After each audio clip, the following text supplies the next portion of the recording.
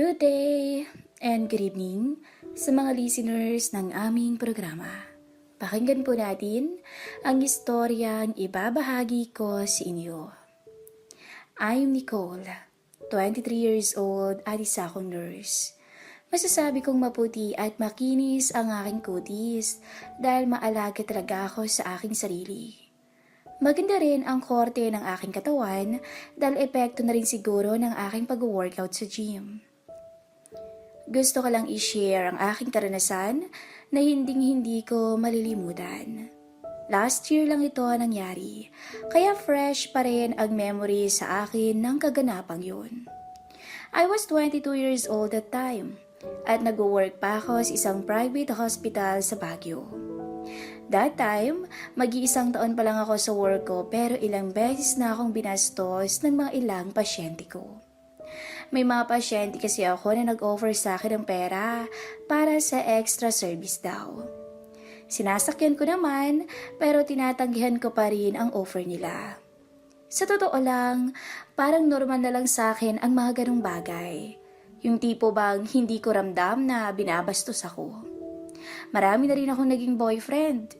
Kung aking bibilangin, ay nasa 14 silang lahat. Alam ko na iniisip nyo na malindi ako. Pero sa 40 na yan ay sa dalawa ko lang isinuko ang aking katawan at dangal. Sa totoo lang, ay isang taon na bago kami nag-break ng pinakahuling boyfriend ko. Kaya mag-iisang taon na rin akong boring ang buhay sa kama. Pero hindi ko naman to hinahanap-hanap that time kasi busy ako sa work ko.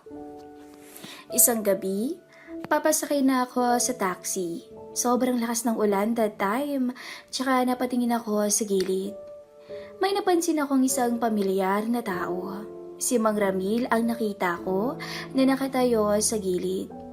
Isa siyang janitor sa ospital. Ang kanyang edad ay 58 years old. Paitim siya ngunit matangkad. Manong, pauwi na ba kayo? Sabay na po kayo sa akin. Wag na iha, wala na akong pera eh. Ayos lang po Manong, sagot ko na. Hindi na nagdalawang isip ang matanda at dali-dali siyang sumakay sa taxi. Manong, saan ho kayo pupunta? Ihahatid ko na kayo. Salamat iha, pauwi na sana ako kaso ang lakas ng ulan. At agad niyang sinabi kung saan siya nakatira.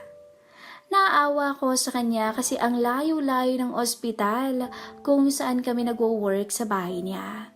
Balita ko naglalakad daw siya lagi pauwi at papasok ng trabaho. Nalagpasan na ang dapat na babaan ko pero okay lang kasi nakakaawa tong matandang to. Sa totoo lang, pati sa trabaho ay naaawa din ako sa kanya dahil sa itinatrato sa kanya ng mga tao doon. Minsan nilalait-lait pa siya dahil sa kanyang kulay at itsura ng mga batang pasyente. Medyo close ko itong si Manong kasi paminsan-minsan ay kinakausap ko siya. Nakakatuwa siyang kasama sa totoo lang at saka sobrang bait niya talaga. Hanggang nagtaka ako kasi hindi na umaandar ang traffic. Sabay sinabi sa akin ni mamang taxi driver na may nagbanggaan daw kasi nasasakyan kaya grabe ang traffic. Gutom na ako. Kaya sinabi ko sa driver na ibaba na lang kami sa bahay ko pabalik. Nahiya sa akin si Manong. Ang sabi niya na bababa na lang daw siya at lalakarin na lang niya pa uwi. Pero sobrang layo na ang tinutuluyan niya. Kaya pinilit ko siya na kumain muna kami at pagka hindi na traffic, tsaka ko siya bibigyan ng pamasahe after naming mag-dinner. Buti na lang, napapayag ko si Manong. Kaya bumalik kami para magtungo na sa apartment na tinitirhan ko. Hanggang sa nakapunta na kami sa babaan, pero sobrang lakas pa rin ang ulan. Wala nang madadaanan ng taxi papunta sa apartment ko kasi papasok na ang daan. Tao o motor lamang ang makakadaan dito. May payong naman si Manong pero hindi sapat yon para maharangan kaming dalawa kaya nabasa pa rin ako ng ulan. Puti pa man din ang uniform ko kaya ang malas ko. Pagpasok namin sa apartment ko ay parehong basa ang mga damit namin. Siyempre, dahil babae ako at lalaki ang kasama ko, ay hindi ko inalis ang damit ko. Si Manong lang ang nag-alis ng kanyang pang-itaas. Nakita ko ang kanyang katawan. Sobrang payat. Kita ko na nga yung kanyang ribs eh. Samantalang ako ay kumuha muna ng aking damit at tuwalya para makaliko na. Binuksan ko muna ang TV para may gawin naman si Manong habang inaantay ako. Hanggang sa ako ay natapos maligo. Nagsuot ako ng aking pantulog na cotton shorts at sando. Paglabas ko ay nakita ko ang kanyang reaksyon. Nanlaki ang kanyang mata at parang natulala siya. Noong napatingin ako sa kanya ay agad niyang nilihis ang kanyang tingin sa katawan ko. Doon ko na naisip na iba pala tong si Manong. Binigyan ko siya ng towel para siya naman mag-shower. Pagkabigay ko sa kanya, ay pansin ko na sa kalusugan ng harapan ko siya nakatingin. Naalala ko na hindi pala ako napagsuot ng panloob kasi nasa bahay lang ako kaya nakalimutan ko. Tumingin ako sa salamin kaya napansin ko na aninag pala ang hinaharap ko sa manipis kong santo. Nakaramdam ako ng hiya noon. Kasi first time na hindi ko boyfriend ang makitaan ako sa ganitong ayos. Naisipan ko na bumili sa labas ng pagkain dahil may bisita ako at nakakahiya kung canned goods ang ipapakain ko. Kaya yun, nagsuot ako ng jacket at nagpaalam kay Manong na aalis muna ako para bumili ng ulam namin. Buti na lang hindi na masyadong malakas ang ulan at ambon na lang. Nasa labas na ako nang makalimutan ko palang itanong kay Manong kung anong ulam ang trip niya at kung ilang rice ang gusto niyang ipabili. Kaya yun, bumalik ako sa apartment ko. Sa katangahan ko, nakalimutan ko palang isarado ang pintuan. Nagtaka ko kung bakit nakabukas ang pinto sa CR at hindi ko pa siya naririnig na naliligo kaya dahan-dahang dumungaw ako sa kanya. Laking gulat ko nang makita ko na nasa tapat ng ilong niya ang underwear ko. At kitang-kita ko ang kabuuan ni Manong dahil wala siyang suot. Nawala ako sa sarili ko that time. Hindi ko alam ang gagawin ko. Nakatingin na lang ako sa ibaba niya. Sobrang nabiyayaan pala si Manong. Kaya't bigla akong nakaramdam ng takot at excitement sa aking natuklasan. Hanggang sa natauhan ako. Kaya unti-unti akong umalis. Hindi ko na siya ginulo kasi naiintindihan ko na lalaki pa rin siya. Tsaka kasalanan ko na iniwan ko lang ang panloob ko doon sa CR ng ganon-ganon lang. Marami akong biniling ulam at kanin kasi baka siguradong pagod tong si Manong kung sakaling tinuloy niya ang milagrong ginawa niya. Pero habang iniisip ko ang natuklasan ko, kung anong kayang ibigay na aliw sa akin ni Manong, ay natuturn on ako dahil higit talaga na nakalalamang siya kumpara sa mga naging boyfriend ko dati. Pagbalik ko ay tapos na siyang maligo. Nakaupo na siya at nanunood ng TV. Siyempre, kinausap ko agad siya na parang wala akong nakita. Niyaya ko siya na kumain na kami ng dinner. Habang kami kumakain ng dinner, ay masaya lang kaming nag-uusap. Then ayun, tinanong ko siya about sa life niya. Nalaman ko na mag-isa na lang pala siya kasi namatay na ang asawa niya at ang nag-iisang anak niya ay nasa kulungan. Mas naawa pa ako sa kanya. Inilabas ko ang beer na nakalagay sa ref ko. Niyaya ko siya na mag-chill kami kasi halata akong nai-stress na tong si Manong. Uminom kami ng alak habang nanonood kami ng palabas sa TV. Napansin ko na sumusulyap siya sa mga hita ko. Sa totoo lang ay parang ayos lang sa akin pag siya kasi alam ko naman na hindi niya ako magagawang bastusin.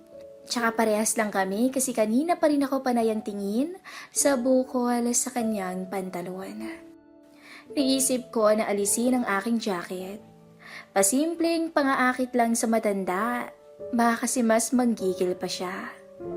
Natatawa lang ako sa reaksyon ng matandang to kasi mahiyain siya kahit alam kong mahilig din.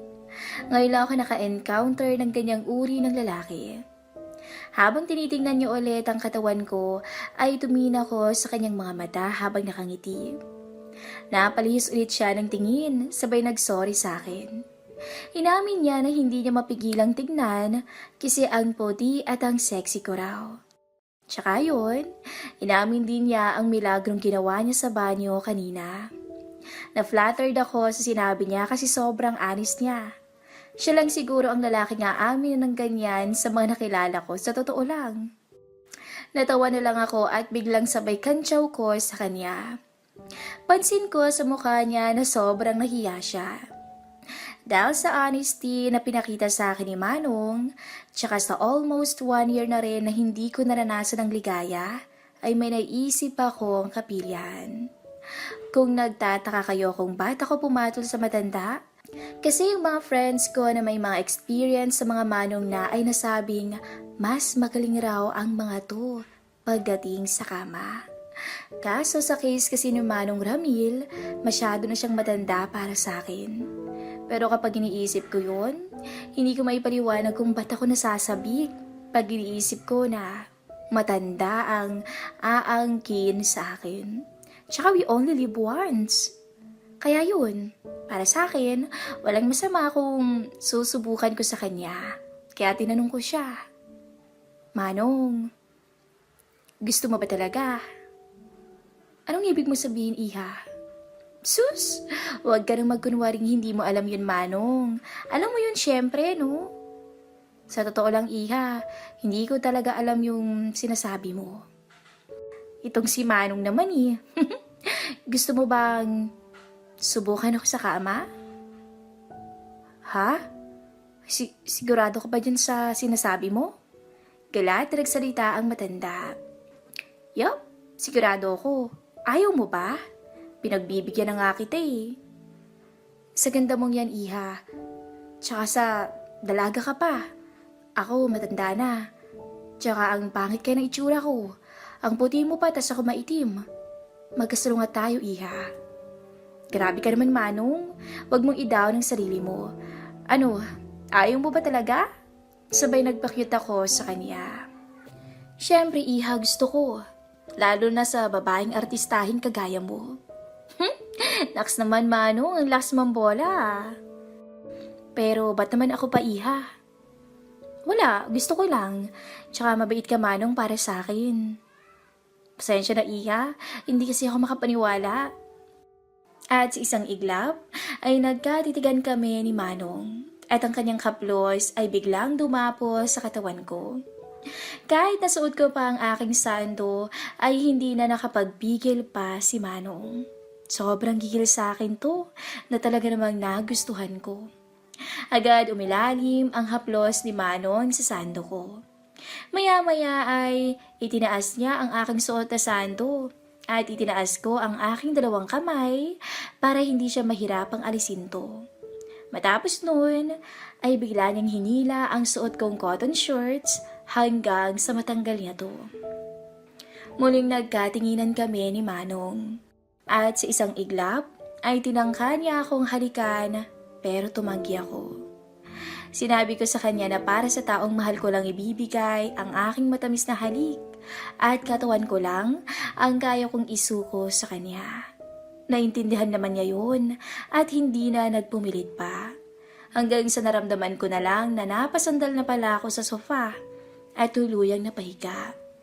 Unti-unting binukas ni Manong ang aking mga hita. Sa puntong yun ay tuluyan kong isinuko ang aking sarili sa isang janitor na sobrang tanda na. Halos mawala ako sa sarili ng oras na yun. Parang isang halimaw na inangkin ni Manong ang aking kagandahan.